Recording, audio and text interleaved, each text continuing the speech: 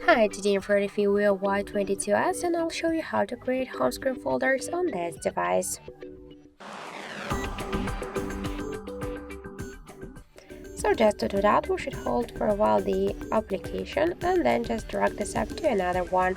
And now we can see here the new created home screen folder. By the same way, you can add here more applications. Just to rename it, click once on the name and enter the new one. For example, the apps. Then just tap to OK to home button and we can see that we just renamed it successfully. If you want to move this folder here on the screen or between the screens, you should just hold it and just drag it to the left or to the right side of the screen.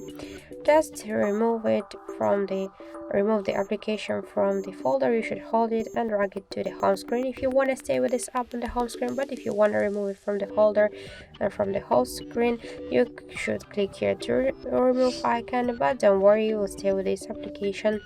On your phone, you'll just remove the item from the screen. So that's it. Thank you for watching, and if you find this video helpful, don't forget to leave a like, comment, and to subscribe our channel.